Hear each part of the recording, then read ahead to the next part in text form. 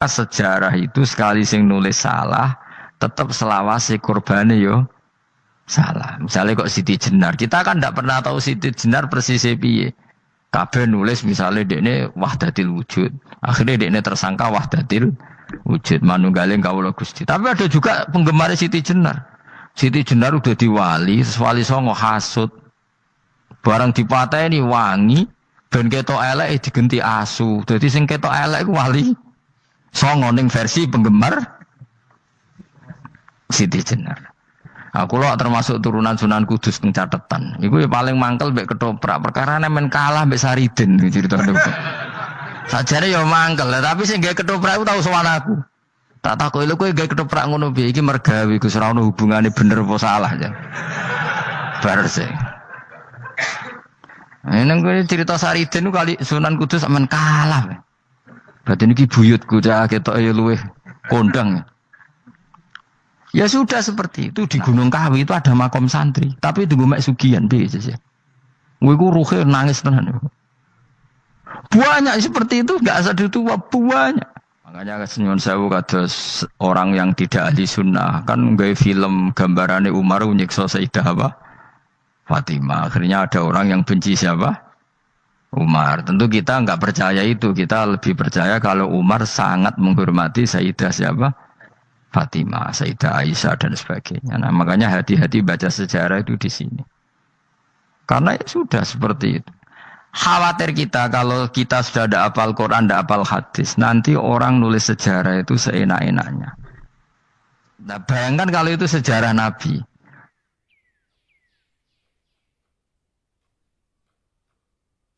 Bismillahirrahmanirrahim. Yahudi itu siapa? Yahudi itu nama agama, apa nama marga, apa nama sekte. Terus orang tuh gak tahu mikir meneh, dikira Yahudi itu nama agama, apa nama sekte. Yusraroh Gus ora tau mikir, yo satu roh penak. Jadi Yahudi iku jeneng wong iku Yahuda bin Yakub bin Ishak bin Ibrahim. Lalu nama ini ya tetap tauhid. Tapi pertanyaannya, apapun tauhid kamu tetap akan disalahpahami oleh penulis sejarah. Maka sejarah itu sekali sing nulis salah, tetap selawase korbane yo salah. Misalnya kok Siti Jenar, kita kan tidak pernah tahu Siti Jenar persis piye. Kabeh nulis misalnya dekne wahdatil wujud, akhirnya dekne tersangka wahdatil wujud manunggaling kawula Gusti. Tapi ada juga penggemar Siti Jenar. Siti Jenar udah diwali, wali songo hasud. Barang dipateni wangi, ben ketok elek digenti asu. Dadi sing ketok elek iku wali songo ning versi penggemar Siti Jenar. Aku lo termasuk turunan Sunan Kudus teng catetan. Iku ya paling mangkel mbek ketoprak perkara men kalah mbek Saridin ceritane. Sajane ya mangkel, tapi sing gawe ketoprak iku tau sowan aku. Tak takoki lho kowe gawe ketoprak ngono piye iki mergawe Gus ora ono hubungane bener apa salah ya. Bar sing. Nang kowe cerita Saridin kali Sunan Kudus men kalah. Berarti niki buyutku cah ketok ya luweh kondang. Ya sudah seperti itu. Nah, khawatir kita kalau kita sudah ada hafal Quran, ada hafal hadis, nanti orang nulis sejarah itu seenak-enaknya.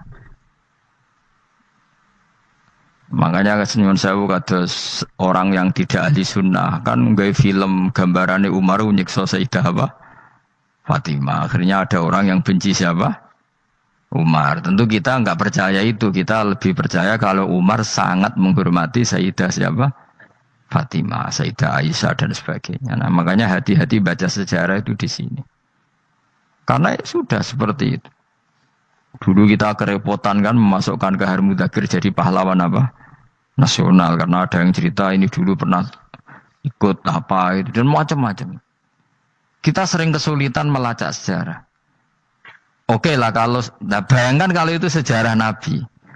Agama satu bilang Ibrahim Yahudi, agama satu bilang apa? Nasrani. Tapi Allah itu maha kuasa. Orang itu kalau salah mesti keterucute iku elek. Kowe mesti ra roh, gak ulama gak roh. Ketika Nabi debat mbek wong Yahudi, debat mbek wong Nasrani itu debatnya iku lucu. Kanjeng Nabi ditanya, "Mat, Kamu agamanya ikut siapa? Saya pengikut Ibrahim. Lah wong Yahudi ku yo padahal pinter-pinter wong Yahudi wis kadung bakat cerdas. Tapi wong musuh-musuh pangeran tetap kalah. Jawabe wong Yahudi ngene, "Wah, berarti kamu harus hormat saya Muhammad." Kenapa? Kamu ikut siapa agama kamu? Ibrahim. Kan anit tabi millata Ibrahimah Hanifah, millata abikum Ibrahim. Berarti kamu harus hormat saya Muhammad. Kenapa? Karena panutan kamu Ibrahim itu saja pengikut Nasrani. Sing jarang Yahudi orang Ibrahim pengikut Yahudi. Nabi oleh sewenengi upal. Mergo ketok goblok. Dadi kadang wong pinter ketok goblok. Nabi oleh guyu ngene lha ya kok aneh wong Yahuda bin Yakub bin Ishak bin Ibrahim. Dadi padha karo muni Pak Karno pengagum Puan Maharani. Kira-kira gitu cara bahasa Indonesia.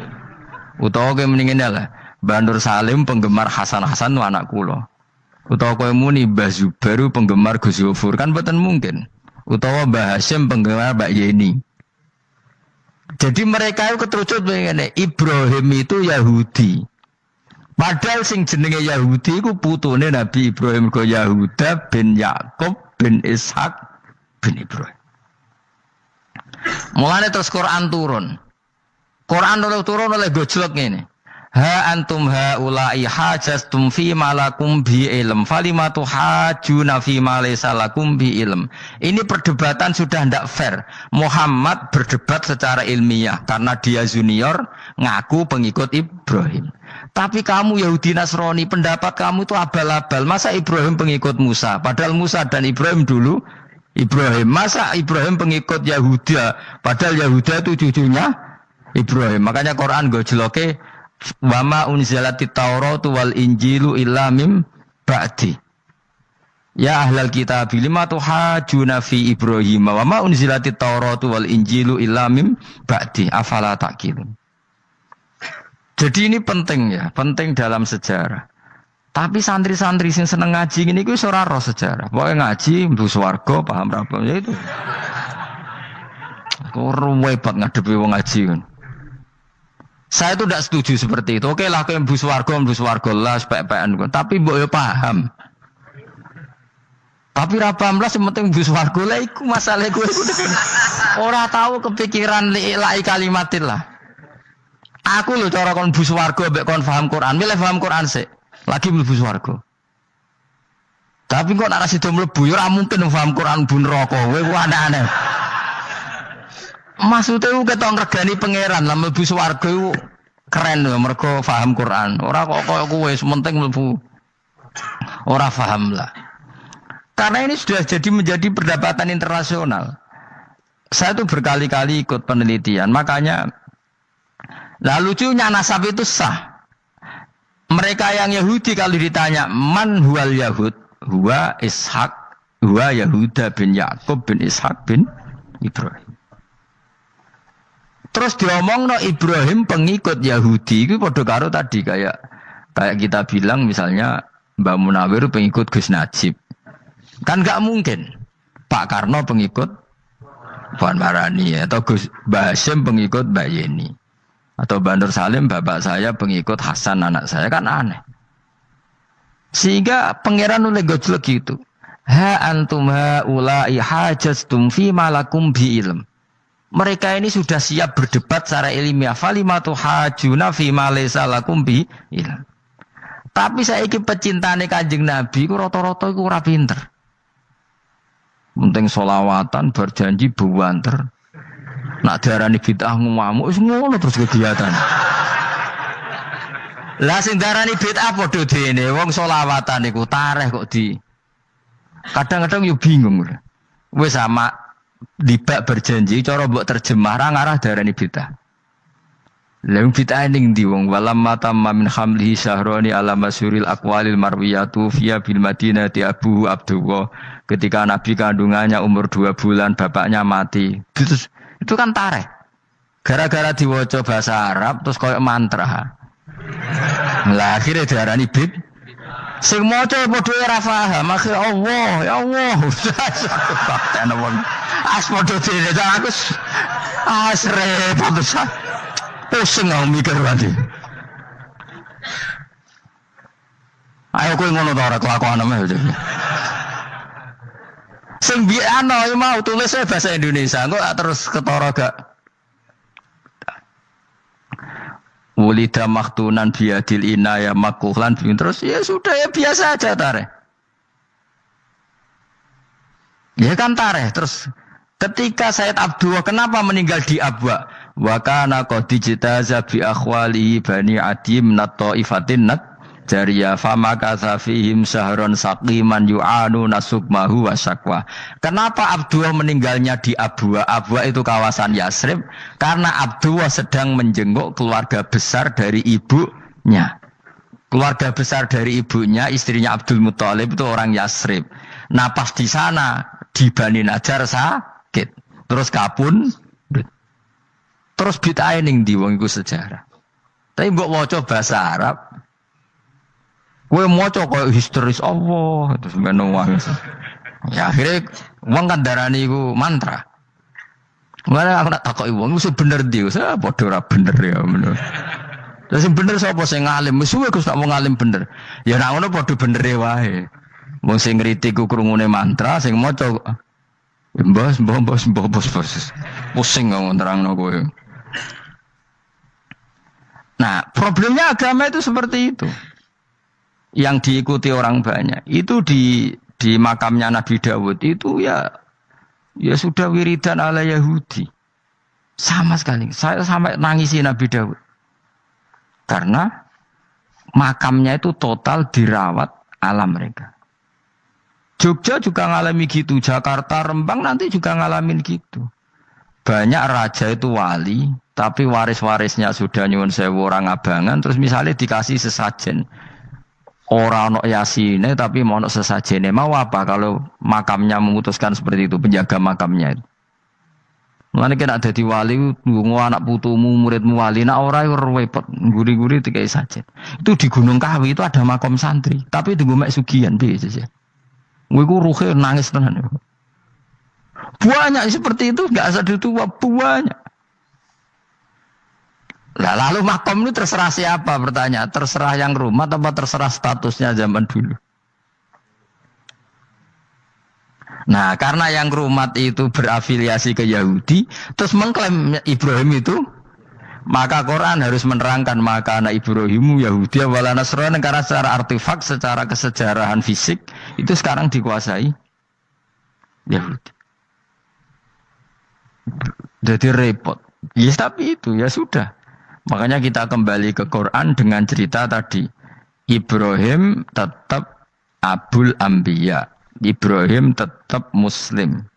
Buktinya punya peninggalan Ka'bah. Nah, Ka'bah ini harus kita jaga. Ketika Ibrahim kita katakan ninggali Ka'bah, ternyata Ka'bah di situ sentral tauhid. Antahira beda li ta'ifina wal akifina waruka'is sujud. Ketika Ka'bah jadi sentral tauhid, maka kita akan mengatakan peninggalan Ibrahim pasti tauhid. Makanya Nabi marah besar ketika Ka'bah ada berhala banyak. Andai kan enggak dihapus oleh Nabi, maka berhala itu pun dianggap peninggalan Ibrahim. Dong to nih. Dong tenan. Ya pinter nih, dadi maju le. Mulane kowe aja geman ndonga saleh dhewe, ora cukup. Saleh saiki ora cukup, kudu ditopang saleh anakmu, saleh putumu. Apa artinya kita sekarang soleh kalau anak cucu kita tidak soleh? Pasti sejarah dibalik. Dan itu kalau dibalik yang meluruskan siapa coba? Ya coba. Yang bisa jawab siapa coba? Misalnya soben terus, ya sudah ditulis kacau lah kacau. Saya tidak bisa membayangkan. Makanya Nabi Isa, Quran menjelaskan Nabi Isa sebanyak itu. Karena sudah dikira oleh orang yang salah kalau Isa itu anak Tuhan. Sampai Quran jelaskan Isa itu begini. Soal tidak punya bapak, saya ini Tuhan, kata Allah. Gawe tanpa bapak mbok wae iso ya iku Adam. Kok gawe tanpa bapak kowe geger terus aku mbok anggap bapak iku piye jare pengen. Sampai seperti itu. Karena wis kadung darane keliru. Dadi mau ndak mau Quran kudu nerangno. Ibrahim juga gitu. Wis kadung diaku kubu sebelah nak ndekne iku Yahudi. Nasrani yo ngakoni. Akhirnya Nabi debat terbuka. Lah debat itu nek kakuati kudu adu pasut. Lah repote umat Nabi sing ra keramat wis akeh yo repot. Masyhur ada orang Nasrani, orang Yahudi. Ya sudah Muhammad, kalau kita debat ilmiah oke, Anda menang dalam debat ilmiah. Tapi kita buktikan bahwa kita ini agama samawi. Kita debat pakai langit. Sing kalah kena laknat, sing kalah kena adab. Cara Madura sumpah pocong. Nabi yo jare Nabi. Masyhur itu.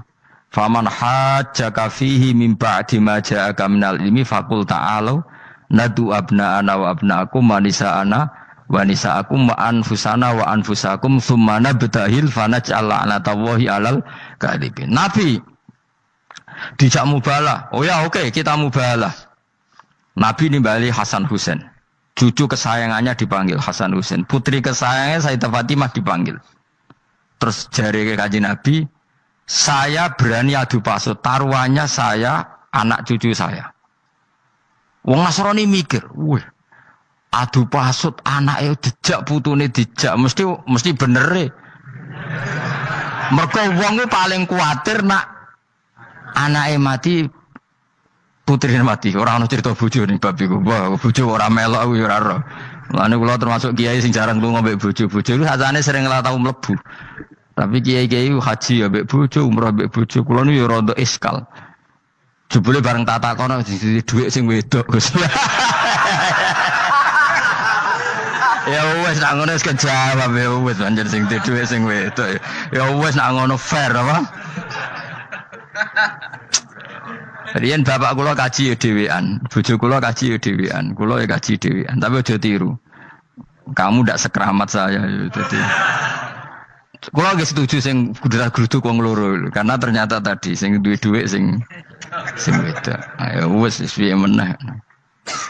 Tapi dalam semua riwayat memang abna ana itu Hasan Husain, Nisa itu Fatimah. Memang Nabi enggak ngajak istrinya. Nabi itu unik dalam banyak hal itu memang ya Hasan Husain sama Sayyidah Fatimah. Kenapa istri itu kadang enggak dilibatkan? Memang enggak seru. Seru anak. Orang itu lebih menyayangi anak toh nyawa cara Jawa. Bareng Nabi keluar, orang-orang Nasrani bilang ini wajah-wajah yang setiap mengetuk langit pasti disembadani. Terus mereka mundur, enggak jadi apa mubahalah, minta mubahalah ini dibatalkan. Berarti Nabi itu debat 2 kali. Secara ilmiah ya pernah, yaitu membuktikan kalau Ibrahim adalah pernah berdomisili di Mekah. Sehingga Nabi mengklaim sebagai turunan Nabi Ibrahim. Mereka tanya buktinya apa? Terus fihi ayatum bainatum maqamu Ibrahim. Orang-orang Yahudi Nasrani ditanya, itu apa? Jejaknya itu jejak Ibrahim. Mereka ngakui kalau Ibrahim pernah di Mekah. Artinya kalau pernah di Mekah zaman dulu kan nggak ada pesawat, nggak ada, mesti domisilinya lama. Dan itu artinya punya anak turun yang hidup di Mekah, yaitu lewat Ismail. Bukti kedua tadi, sa'i. Sa'i baina Safa wal Marwah adalah mengenang ketika Hajar mencari air. Jadi bukti empirik itu mengarah Ismail itu jelas uripe ning Mekah. Mergo wong Yahudi Nasrani lah ngakoni peristiwa Hajar itu ngakoni. Berarti Ismail urip teng Mekah. Akhirnya Rabi mbek suku Jurhum terus nurono Sayyid Adnan sak teruse sampai tok Kanjeng Nabi Muhammad sallallahu alaihi wasallam. Mulane dibak utawa manakib utawi napa? Berjanji. Niku pertama sing disebut abtadi'u limla bismillahirrahmanirrahim terus wa ba'du fa aqulu wa Muhammad bin Abdillah. Kenapa dibak berjanji lah ya. Kenapa nerangkan nasabnya Nabi Muhammad? Karena yang dipertanyakan Muhammad jadi Nabi turunannya siapa? Karena syarat Nabi itu harus turunan Nabi. Makanya berjanji nerangkan wa ba'du fa aqulu wa Muhammad bin Abdillah bin Abdul Muttalib wasmuhu Syaibatul Hamdi Khumitat Khisaluhus Saniyah. Dan masih terbukti di Ka'bah itu ada pintu namanya pintu Babu Bani Syaibah, yaitu nama lain dari banyak Kanjeng Nabi. Terus diteruslah sampai wa'adnanu bila raibin intadzabil ulumin nasabiyya ila dzabihi Ismail. Itu seperti itu. Akhirnya Nabi Muhammad ngurusno itu. Bukti Ismail itu pernah hidup di Mekah, adalah lahirnya di sini, pernah ngalami peristiwa ini, dan sisa-sisa Ibrahim ada fihi ayatum bayinatum maqamu Ibrahim, yaitu batu yang pernah diinjak Nabi Ibrahim. Nah kenapa itu mesti Ibrahim? Karena nak wong biasa gak mungkin nginjek batu kok sampai bekas. Jajal kowe nginjek nganti bolak-balik. Itu mukjizat, wong batu diinjek kok bekas. Terus Ka'bah sebagai pewaris Ibrahim ditulisi kalimat-kalimat tauhid sehingga kepastian Ibrahim itu bapak tauhid. Makanya Nabi riso ketika pinggirnya Ka'bah ada banyak berhala. Nanti dikira berhala ini syariatnya Nabi Ibrahim. Makanya lah, ketika berhala banyak Nabi gak mau madhep Ka'bah. Nanti dikira nyembah berhala. Maka sama Allah dialihkan disuruh madhep Baitul Maqdis. Ketika berhala dihilangkan, Nabi baru disuruh madhep Ka'bah. Jadi perdebatan ini atau ilmiah ini harus kita kaji, kita pahami. Karena kata Allah, ha antum haula'i hajastum fi ma lakum bi ilm falimatu hajuna fi ma laysa lakum bi ilm. Nah, wani debat kudu datane data ilmiah.